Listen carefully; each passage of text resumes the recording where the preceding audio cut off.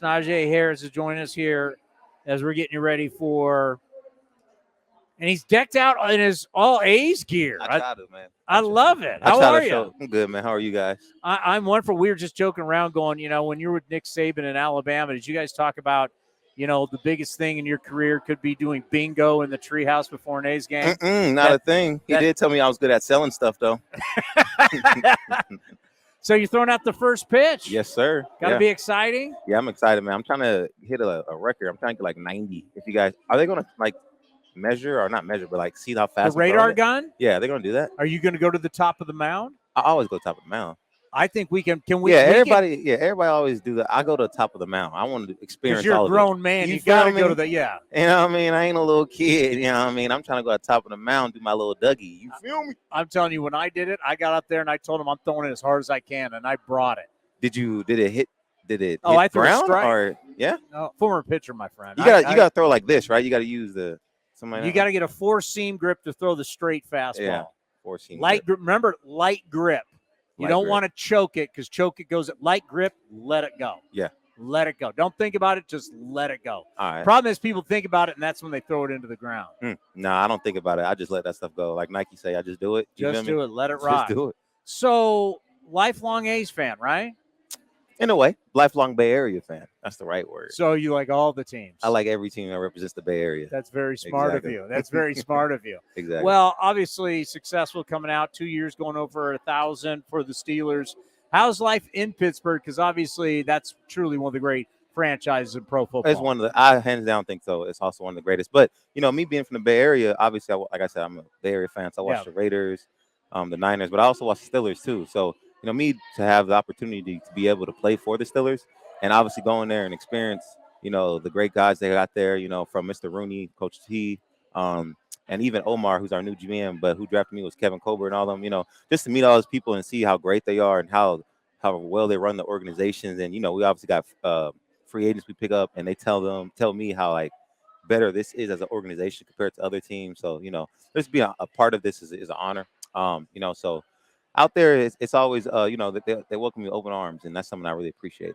Well, I think about the legacy, right? You're going to a franchise that has Super Bowls from different eras, Hall of Famers from different eras. You're a part of that group. You represent that group. And we could talk about that like you're at the Coliseum, the championships, and the players. What's that like when you join a culture like that of greatness? Yeah, man. So, just me being even come from Alabama, that's the same thing almost. Go.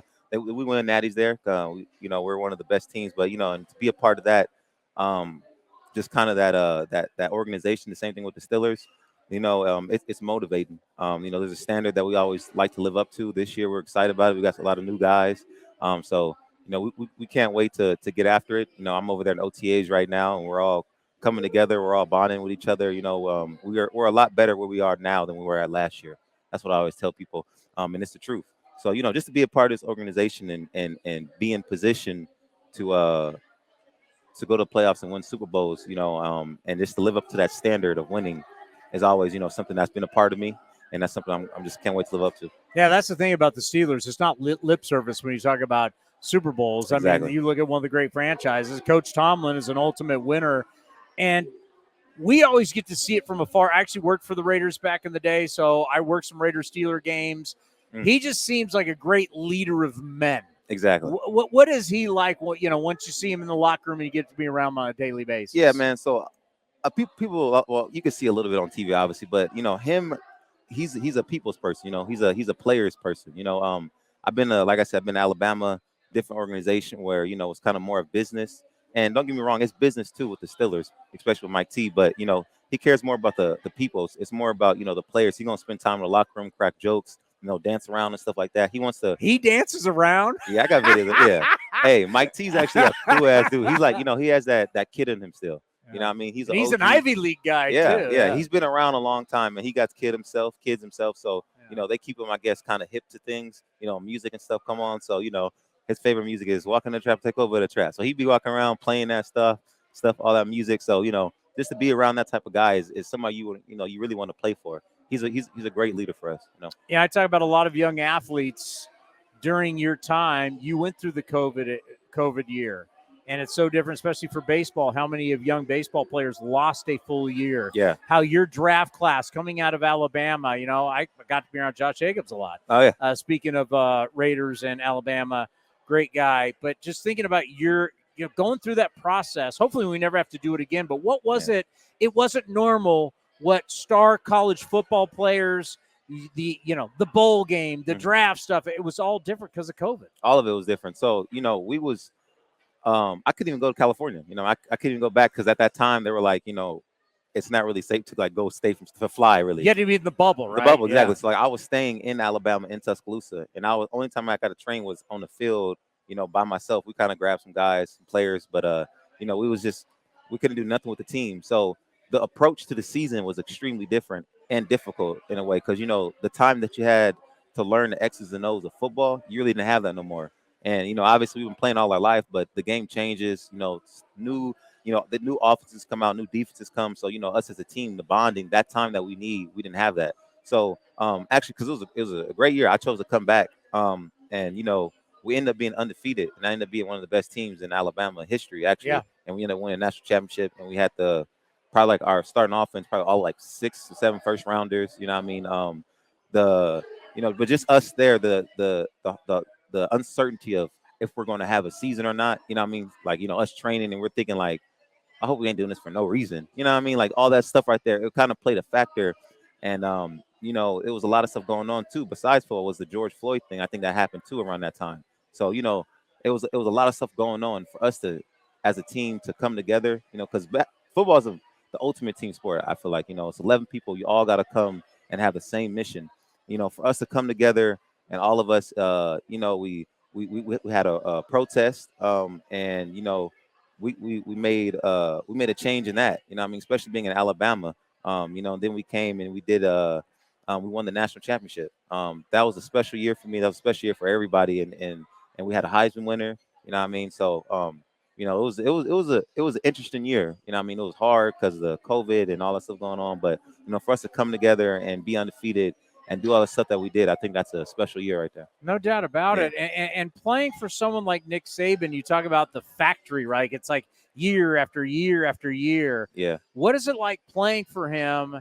And it still seems like there is that special bond, especially the great players still have with him when they leave. Yeah, man. So I tell this story a lot, but me and Saban was not good friends at first. I mean, we kind of butted heads a lot. But for me coming out there, because everybody say like, how the hell did you get to Alabama from Antioch? From Antioch, you know what I mean? They're like, it's two different worlds, But so what opened the door really for California people to come in there was Tosh Lupoy. He went to De La Salle, and he bounced around a lot, but then he got a job at Alabama, and me coming out going to Antioch, I made a name for myself where I was like one of the top recruits in the country. You were like number one, if I remember correctly. Exactly, yeah. So, he came in and, got in contact with my coaches around my sophomore year and was like, man, like, I'm trying to open the door for California to have these, to Alabama, because there's stigmatism. There's a lot of people keep saying, West Coast boys can't play in the South, because the Pac-12 is more like, finesse. You know what I mean? Yeah, yes. but football, real football, NFL type stuff to get you ready is in the SEC, which I do agree on that. So I'm a competitor. I came out there, visited. I see how they do things. I was training with the players. Running with them in the morning. I wake up at 6 a.m. just to kind of get a feel of what their schedule's like. And I liked it, man. And I ended up going there. It was actually interesting class. It was me and then who else came out? Two was with me. Yeah. Me and him came in there was roommates. But like I said, me and Saban didn't hit it off at first. It was kind of different. I don't think that he was used to California people. We're kind of like, we don't hold stuff in a way. We kind of, say what we feel. You know what I mean? Especially coming to the Bay Area. I mean, if you got something in your chest, I'm gonna say it. So, we kind of butt heads a minute. And it wasn't until like really our junior year where we kind of understood each other in a way. You know what I mean? We understood each other. He understood the type of player I was. I understood the type of coach he was. I don't want to disrespect you. By all means, you could coach me, but don't disrespect me. It's a difference. You know what I mean? So, man, other than that, we ended up being really good friends, man. So I actually seen him after I left my college year. And it was the first time, I promise, first time ever. We just sat down, talked about no football, no nothing. We were just chopping it up, man, talking about, you know what I mean, the whole NIL stuff, talking about all this stuff. We were just chopping it up in his office one-on-one for like 20, 30 minutes. Man, so then I came back again, and then, you know, it's never about football now. It's about us now, you know what I mean? Like, how you doing? Like, how's my family? How's your wife? You know what I mean? It's a real good relationship. And I think that's something that gets overseen by Coach Saban, because it is all about business there, but he really do care about the players. You know what I mean? It's just he has a different way of doing it. You know what I mean? Mike T has a different way of doing it. They have a different way of doing it. You know, everybody's different in their own ways. And, you know, the way Saban did it, you know what I mean? He just took a minute, you know what I mean? But, you know, I'm glad for the relationship. I learned a lot from him.